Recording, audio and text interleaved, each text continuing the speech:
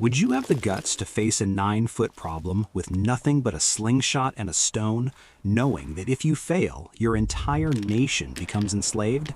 What if I told you that this same hero, the perfect guy for the history books, was an adulterous manipulator who had a friend killed just to cover up an affair? Today, PH for You dissects King David's mind, revealing the mindset secrets that toppled giants and the fatal flaw that nearly destroyed his legacy. Stay until the end, because the leveraging strategy he used in the cave might be exactly what's missing for your personal growing today. Man, let's talk about David. This guy was a shepherd who out of nowhere decided it was a brilliant idea to face a 9-foot giant with nothing but a slingshot and pure audacity. Talk about an unshakable mindset, or maybe just a total lack of common sense, right? He didn't have the army aesthetic, but his resilience was insane, dealing with his brother's bullying and a jealous king's psychopathic vibes. Exactly, Daniel. While everyone else was obsessing over the size of the problem, David was locked into his purpose. His spirituality wasn't just for show. The man actually believed he had a divine back end supporting the whole operation. Nowadays, people freeze after one mean comment on social media, while he used creativity to turn river stones into market-disrupting tools. And it wasn't luck, okay? There was massive discipline involved. He'd already taken down lions and bears in the offline world before going viral against Goliath. It's that classic thing. Success takes 10 years to happen overnight. If you want to grasp this iron mental game, stop scrolling and read David and Goliath by Malcolm Gladwell, or watch Moneyball to see how to use what you have to beat the big spenders. His self-awareness was so off the charts that he knew he couldn't fight in someone else's armor. He stayed authentic. Today, everyone wants to copy their neighbor's setup and then wonders why their growth is stalled. He kept his focus on what mattered, ignoring the noise from the peanut gallery that loves to judge but never steps into the arena. But wait, Karen, doesn't all this confidence border on pure arrogance? The guy literally thought he was the chosen one. Was that optimism just a massive ego masked as faith?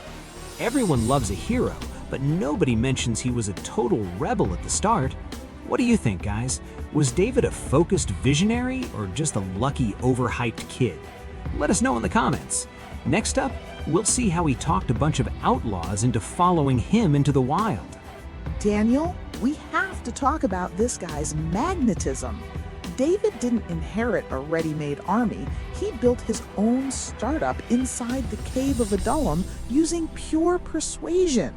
He took a group of people who were at rock bottom, debtors, the bitter, and the aimless, and used such bizarre communication skills that he turned these canceled-out outcasts into a military elite. That's raw leadership, not these weekend workshops people take nowadays. Exactly, Karen. The man was a master of negotiation. He knew when to retreat and when to be proactive.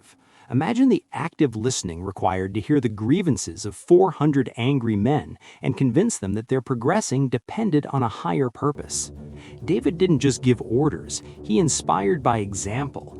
If you want to see this in practice, watch Braveheart or Moneyball. It's the perfect example of managing undervalued talent and focusing on collaboration when no one believes in you.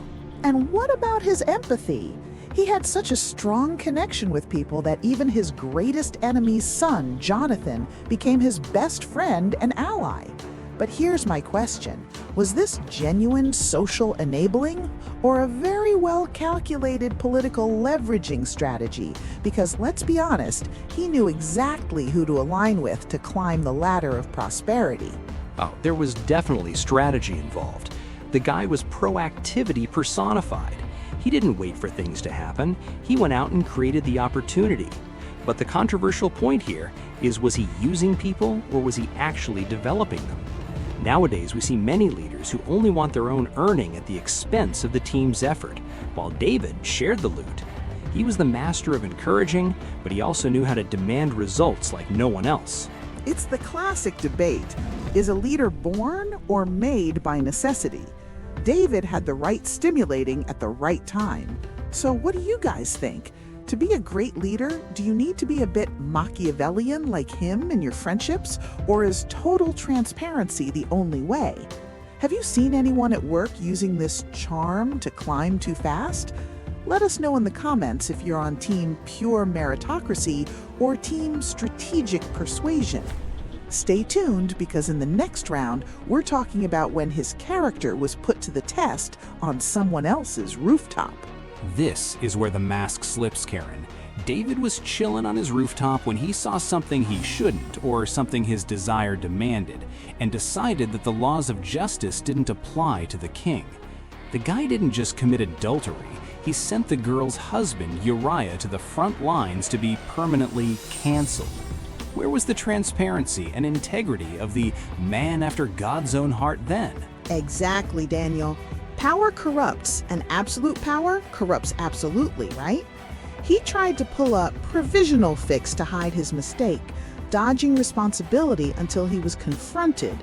This shows that even the greatest icons have a flawed character when temptation hits. Nowadays, we see plenty of CEOs and influencers preaching ethics on Instagram, but behind the scenes, honesty is nowhere to be found. Precisely. David was a master manipulator to maintain his image of success. He only owned up to the mess when the prophet Nathan checkmated him. If you want to understand how ego can destroy your reputation, check out The Wolf of Wall Street or read Machiavelli's The Prince. It's the ultimate lesson on how a lack of values can take you from the top to the rock bottom in no time. But there's a point. He repented, but does repentance erase the lack of justice towards Uriah? He reaped what he sowed, with his family turning into total chaos afterward. It's proof that transparency isn't just a pretty term for a sustainability report.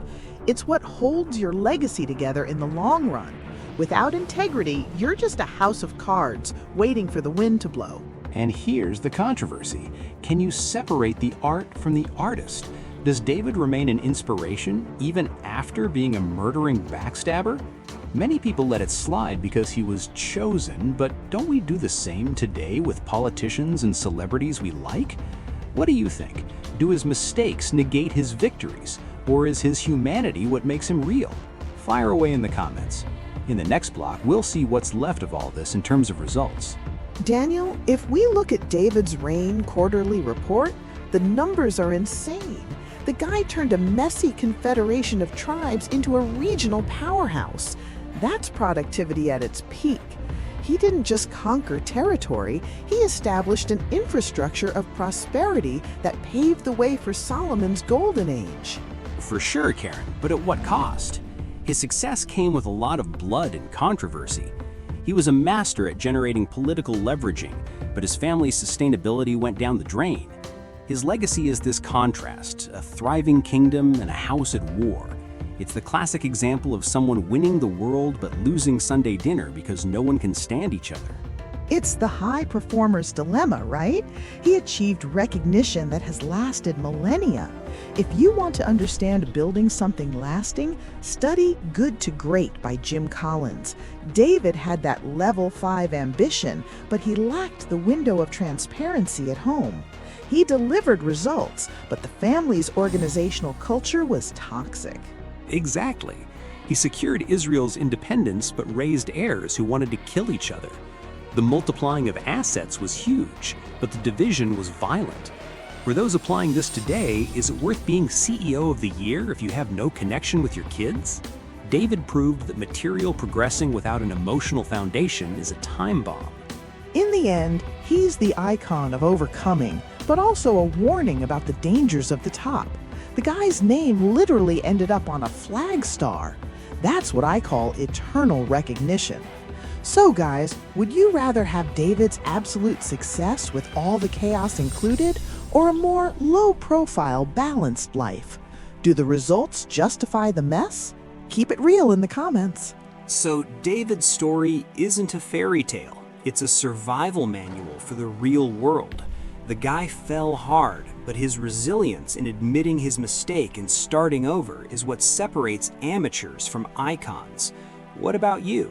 Are you going to keep standing there making excuses about the size of your Goliath, or are you going to take the stone in your hand and act with proactivity? The moral of the story is that your character is tested at the top, not just in the valley. David left an eternal legacy because he never lost his purpose, despite his blunders. But tell me in the comments, if you had the absolute power of a king for a day, would you be more of a warrior David, or would you end up getting lost in the temptations of the rooftop? Take advantage of the momentum and subscribe to the channel. Hit the bell so you don't miss our next historical autopsy. And hey, honest question, from which city are you watching this video while planning your world domination? Write it down below. If you want to materialize this inspiration, the link to get your collectibles and Lego sets to build your own war room is in the first pinned comment. Don't procrastinate on your success. See you next time.